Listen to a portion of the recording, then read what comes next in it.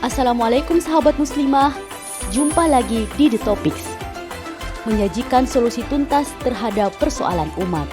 By the way, jangan lupa subscribe, like, komen, dan share video-video di channel ini.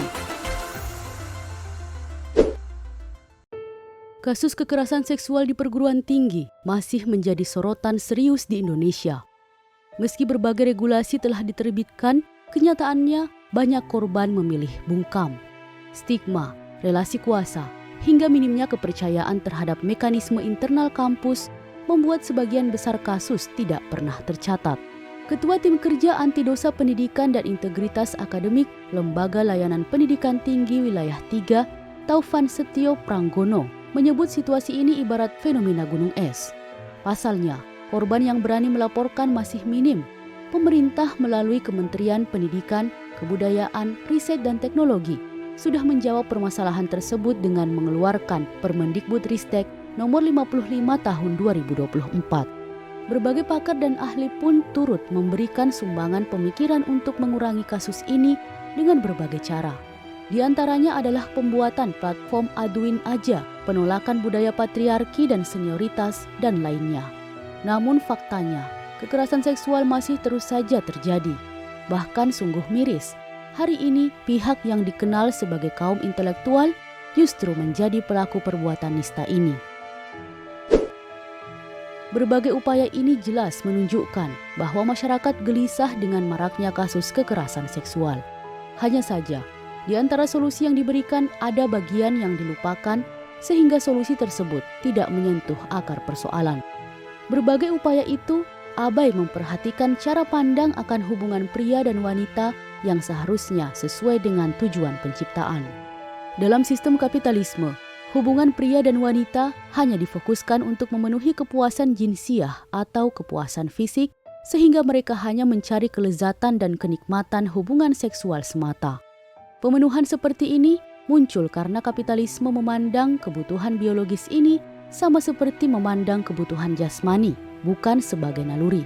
Akibatnya, manusia mengalami gangguan fisik, psikis, maupun akal ketika kebutuhan biologis ini tidak terpenuhi. Cara pandang inilah yang merusak tatanan masyarakat sebagaimana yang terjadi hari ini. Karena itu, solusi yang dibutuhkan masyarakat bukan sekedar adanya regulasi atau platform pengaduan, melainkan perbaikan cara pandang hubungan pria dan wanita yang sesuai dengan penciptaannya. Syekh Taqiyuddin An-Nabhani, seorang mujtahid dari Palestina, menjelaskan pandangan yang sahih dalam kitab beliau Nidhamul Ijtimai dalam bab pria dan wanita. Dalam bab tersebut, dijelaskan bahwa hubungan pria dan wanita adalah manifestasi dari naluri seksual atau gorizah nau, bukan kebutuhan jasmani. Naluri seksual diciptakan Allah untuk melestarikan jenis manusia. Pemenuhannya hanya diwujudkan dalam ikatan pernikahan dan tidak ada yang lain. Allah Ta'ala berfirman, A'udzu billahi minasyaitonir rajim. Wa min ayatihi an khalaqalakum min anfusikum azwajan litaskunu ilaiha wa ja'ala bainakum mawaddatan wa rahmah. Di antara tanda-tanda kebesarannya ialah bahwa Dia menciptakan pasangan-pasangan untukmu dari jenis dirimu sendiri, agar kamu merasa tentram kepadanya. Dia menjadikan di antaramu rasa cinta dan kasih sayang.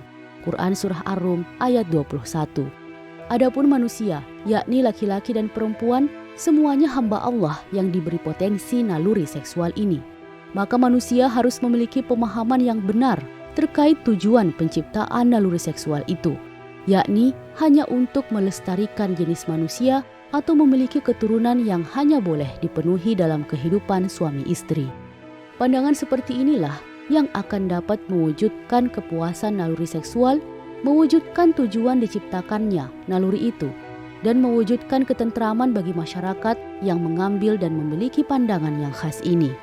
Karena itu, Islam memiliki beberapa aturan interaksi atau nidham ijtimai antara pria dan wanita dalam kehidupan publik. Di antaranya adalah pertama, wajib bagi pria dan wanita untuk godul basor atau menundukkan pandangan sebagaimana perintah dalam Quran Surah An-Nur ayat 30 hingga 31.